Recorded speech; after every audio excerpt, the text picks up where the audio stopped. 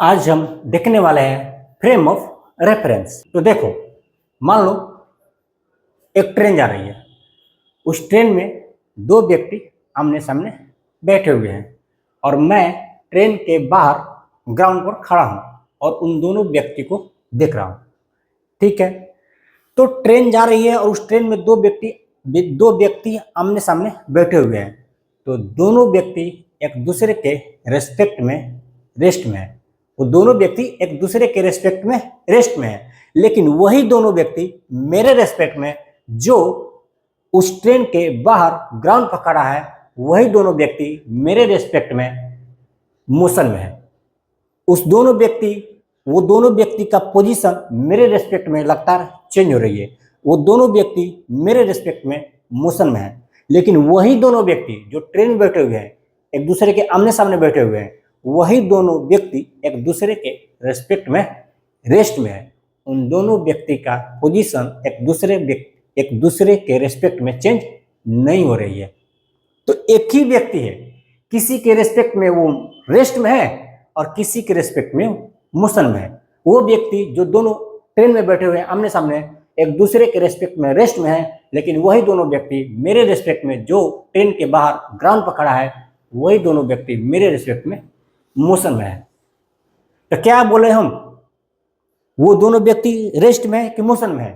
जैसे मैं बोलूंगा कि मोशन में है तो तुम कहोगे नहीं, वो तो रेस्ट में है, क्योंकि दोनों व्यक्ति एक दूसरे के रेस्पेक्ट में रेस्ट में है। वो लोग बोलेगा कि मैं तो रेस्ट में हूं, वो बोलेगा ना मैं तो रेस्ट में हूं। तो जैसे ही मैं बोलूंगा कि तुम मोशन में हो, तो वो बोलेगा मैं तो रेस्ट में हूं। और जैसे ही वो बोलेगा कि हम रेस्ट में है, तो मैं बोलूंगा तुम मोशन में हो, क्योंकि मेरे रेस्पेक्ट में तो वो मोशन में है ना, मेरे रेस्पेक्ट में वो मोशन में है।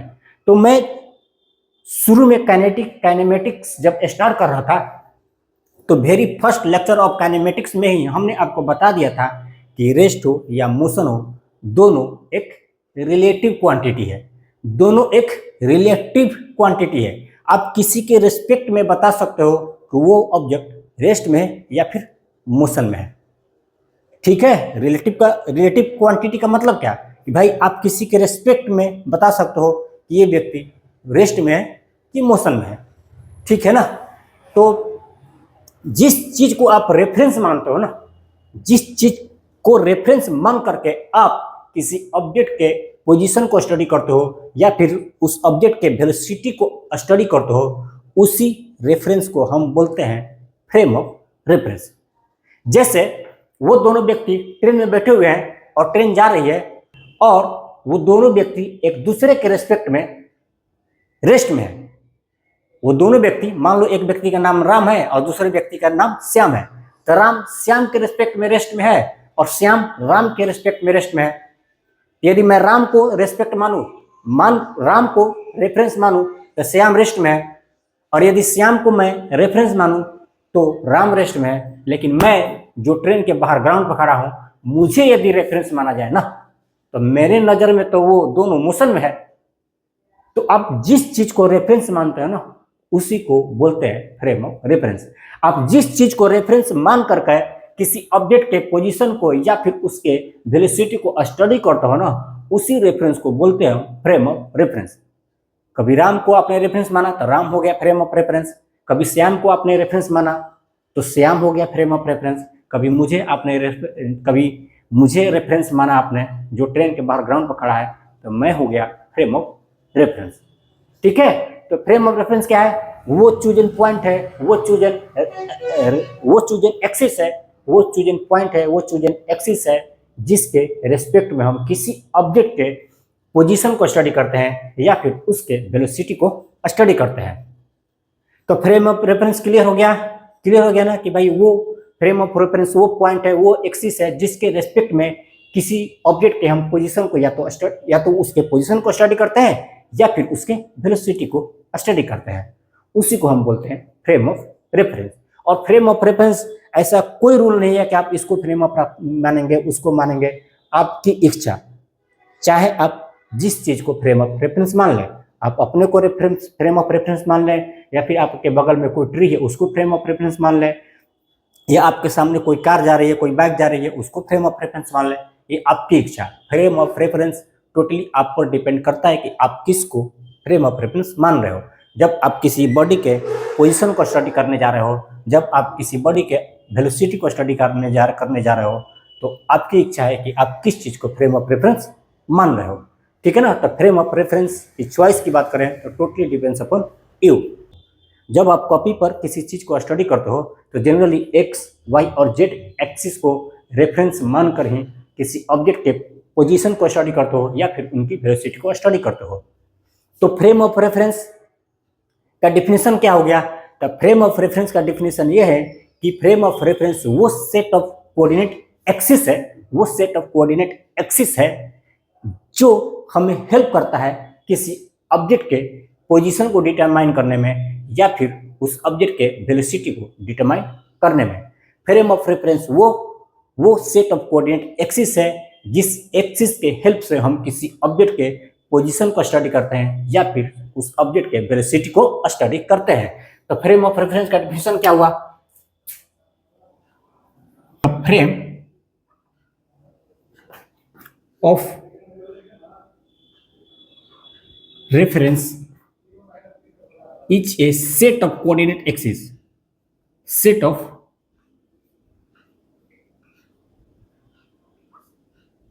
Coordinate axis which helps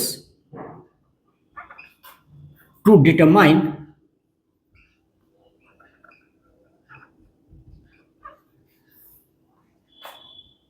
the position or velocity of an object, velocity of an object. Frame of reference के हेल्प से हम किसी ऑब्जेक्ट के पोजीशन या फिर वेलोसिटी को स्टडी करते हैं। ठीक है, फ्रेम ऑफ रेफरेंस का डेफिनेशन पता चल गया और आई होप आपको बहुत अच्छे से पता चल गया होगा कि फ्रेम ऑफ रेफरेंस क्या है। अगर नहीं चला है पता तो आप इसको बार बार सुनिए, 2 बार सुनिए, 4 बार सुनिए, 5 बार सुनिए, आपको समझ में आ जाएगी कि फ्रेम ऑफ रेफरेंस क्या है। चलिए तो बात करें यदि हम types of frame of reference की, टाइप्स ऑफ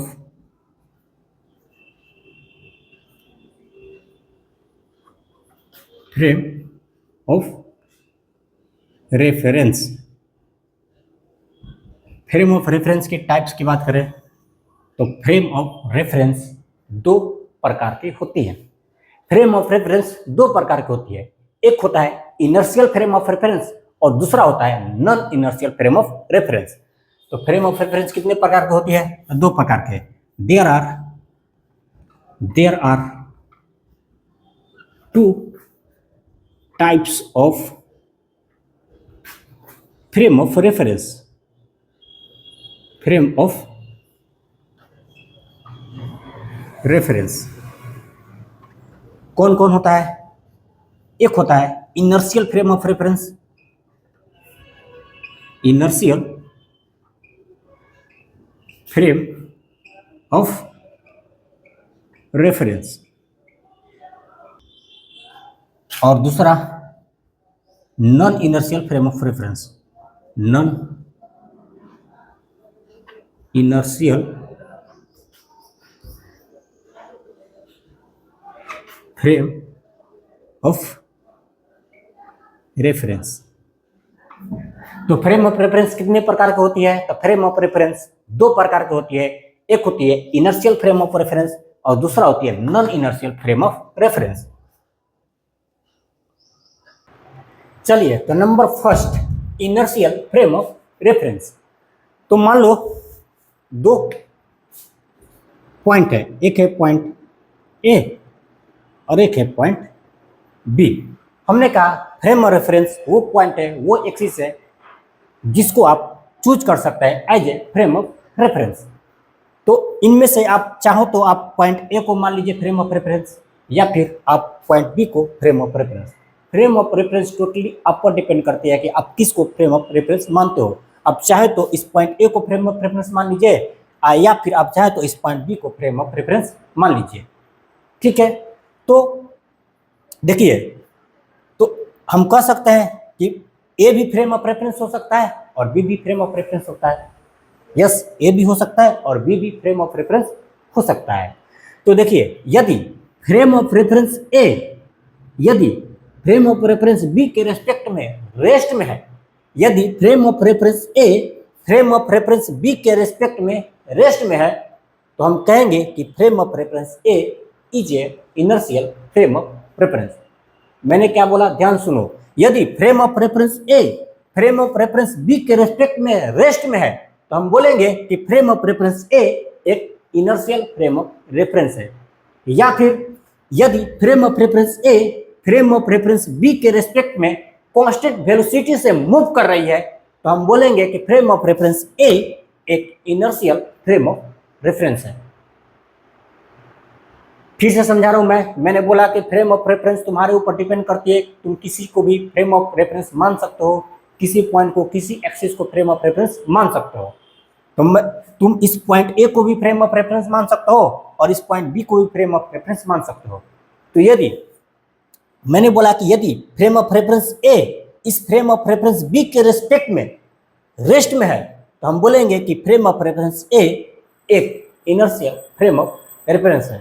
या फिर frame of reference A frame of reference B के रेस्पेक्ट में यदि कांस्टेंट वेलोसिटी से मूव कर रही है ना, तो भी हम बोलेंगे कि फ्रेम ऑफ रेफरेंस ए एक इनर्शियल फ्रेम ऑफ रेफरेंस है। ठीक है, तो इनर्शियल फ्रेम ऑफ रेफरेंस का डिफिनेशन क्या हुआ? वो फ्रेम ऑफ रेफरेंस जो किसी दूसरे फ्रेम ऑफ रेफरेंस के रेस्पेक्ट में या तो रेस्ट में है या फिर कांस्टेंट वेलोसिटी से मूव कर रही है, उस फ्रेम ऑफ रेफरेंस को हम बोलते हैं इनर्शियल फ्रेम ऑफ रेफरेंस। चलो तो इसका डिफिनेशन लिखते हैं। The frame of reference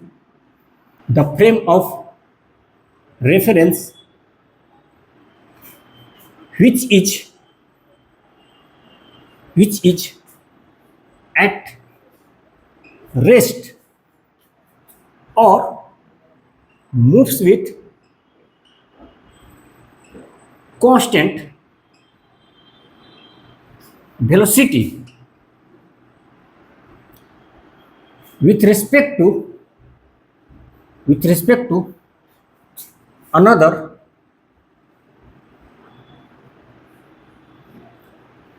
frame of reference is called inertial frame of reference. Frame of reference, ठीक है। इनर्शियल फ्रेम ऑफ रेफरेंस समझ में आ गया। अब number 2 non inertial frame of reference. Number 2 की बारी है अब non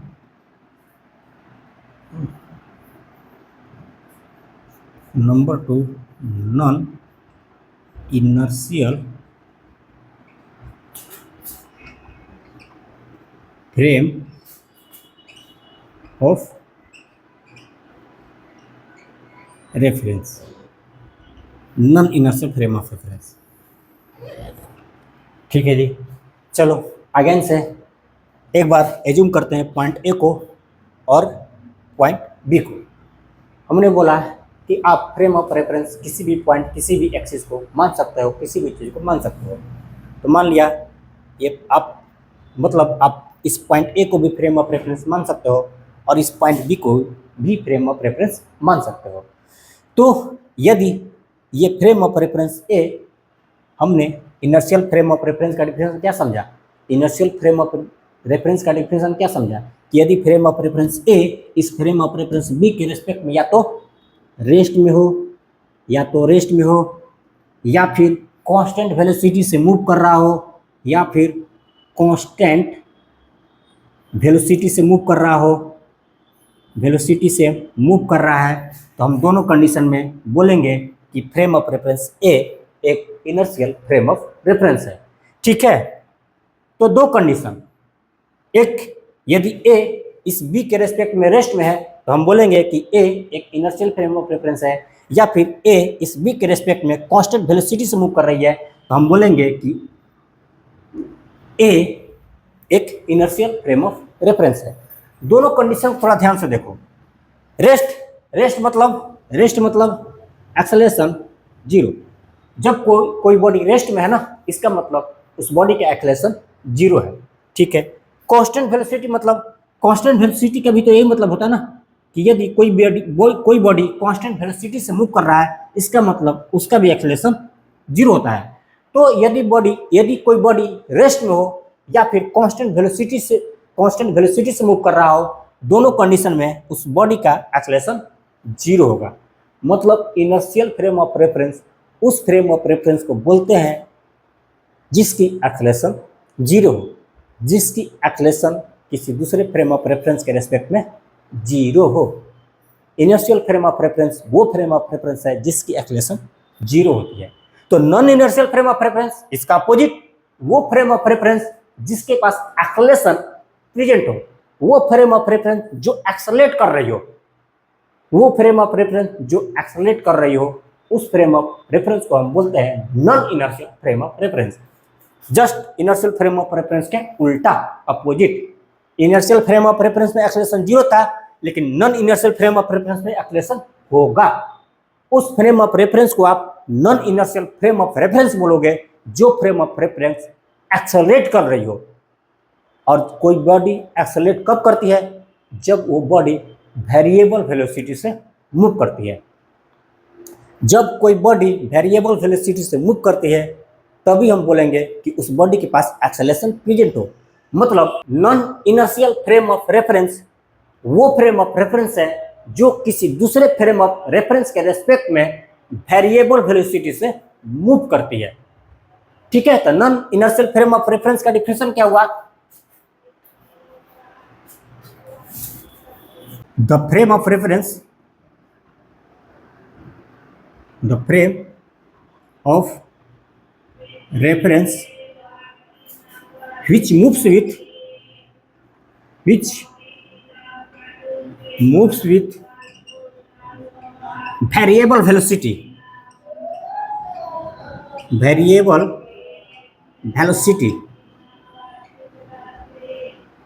with respect to another frame of reference,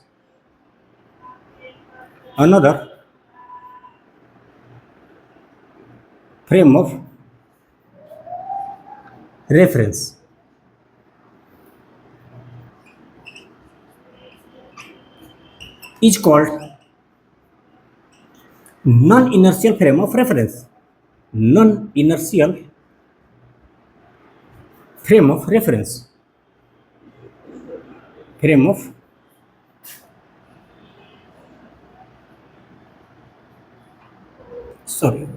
of reference. ठीक है। तो वो फ्रेम ऑफ रेफरेंस जो किसी दूसरे फ्रेम ऑफ रेफरेंस के रिस्पेक्ट में वेरिएबल वेलोसिटी से मूव करता है, तो उस फ्रेम ऑफ रेफरेंस को हम बोलते हैं non inertial frame of reference. मतलब किसी भी एक्सेलरेटिंग फ्रेम ऑफ रेफरेंस को आप बोल सकते हैं non inertial frame of reference, क्योंकि non inertial frame of reference आप उसी को बोलेंगे जिसके पास एक्सेलरेशन प्रेजेंट होता है। तो आप एक डिफिनेशन ये भी लिख सकते हैं,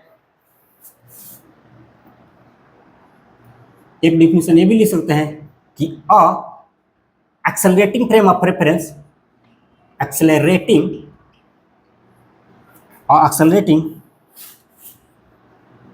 चलो an accelerating frame of reference, ये क्या है? Frame of reference. An accelerating frame of reference is called non inertial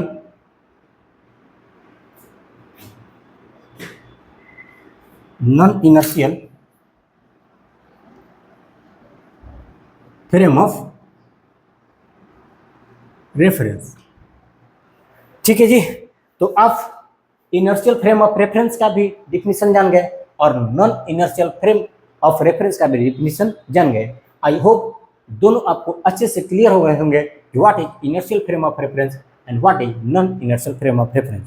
यदि एक बार में क्लियर हो गई तो ठीक है, तो मैं यदि नहीं हुई है, यदि एक बार में क्लियर नहीं हुई है, तो मैं चाहूँगा कि आप इनको 2 बार, 3 बार, 4 बार, 5 बार देखें, बार बार देखें, आपको समझ में आ जाएगी। कि what is inertial frame of reference and what is non inertial frame of reference.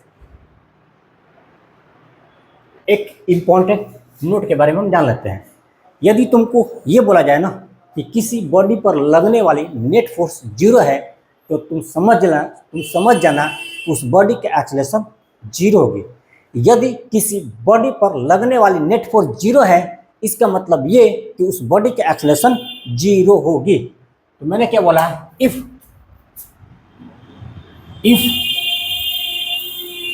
The net force acting on a body is 0,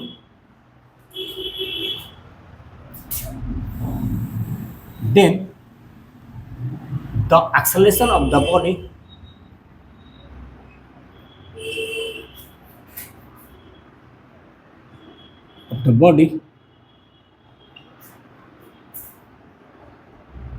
will be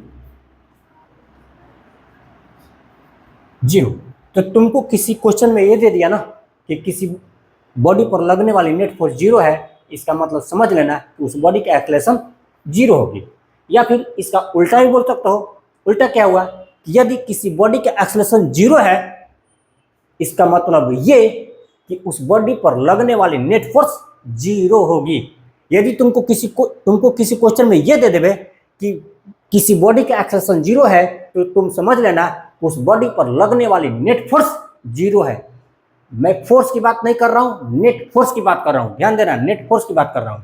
तो यदि किसी बॉडी का एक्सेलरेशन 0 है ना, इसका मतलब ये उस बॉडी पर लगने वाली नेट फोर्स 0 होगी। इफ द एक्सेलरेशन, इसी लाइन को मैं उल्टा करके लिख रहा हूं। If the acceleration of a body is 0,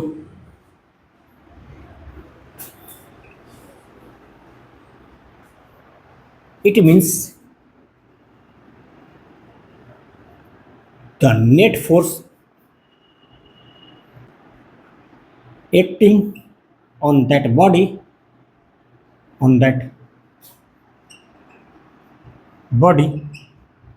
will be 0। तो देखो यहाँ पर एक बात क्लियर हो गई कि यदि किसी बॉडी पर लगने वाली नेट फोर्स 0 है ना, तो उस बॉडी का एक्सेलरेशन 0 होगा। उस बॉडी का एक्सेलरेशन 0 होगा। और एक्सेलरेशन कब 0 होती है? कब 0 होती है एक्सेलरेशन? जब कोई बॉडी या तो रेस्ट में हो या फिर कांस्टेंट वेलोसिटी से मूव करती हो। एक्सेलरेशन दो ही कंडीशन में 0 होती है, जब कोई बॉडी या तो रेस्ट में हो या फिर कांस्टेंट वेलोसिटी से मूव कर रही हो, तभी उसका एक्सेलरेशन 0 होता है। मतलब आप ये भी लिख सकते हो कि ये यदि किसी बॉडी पर लगने वाली नेट फोर्स 0 है, यदि किसी बॉडी पर लगने वाली नेट फोर्स 0 है, इसका मतलब ये कि वो बॉडी या तो रेस्ट में है या फिर कांस्टेंट वेलोसिटी से मूव कर रहा है। तो आप इस लाइन को भी ध्यान रखना कि यदि आपको बोल दिया गया कि इस बॉडी पर लगने वाली नेट फोर्स 0 है, इसका मतलब ये वो बॉडी या तो रेस्ट में है या फिर कांस्टेंट वेलोसिटी से मूव कर रहा है। क्योंकि जब बॉडी रेस्ट में होती है तभी उसका एक्सेलरेशन 0 होता है, या फिर कोई बॉडी कांस्टेंट वेलोसिटी से मूव करता है तभी उसका एक्सेलरेशन 0 होता है, अन्यथा उसका एक्सेलरेशन 0 नहीं होता है। ठीक है। तो यदि तुमको बोल दिया जाए कि किसी बॉडी पर लगने वाली नेट फोर्स 0 है, तो तुम समझ लेना ये बॉडी या तो रेस्ट में है या फिर कांस्टेंट वेलोसिटी से मूव कर रही है। तो मैं तीसरा लाइन भी लिख दे रहा हूं, और तीनों लाइन का एक ही मतलब है। ठीक है, तीनों लाइन एक दूसरे से रिलेटेड है। तीसरा लाइन क्या लिख सकते हो? इफ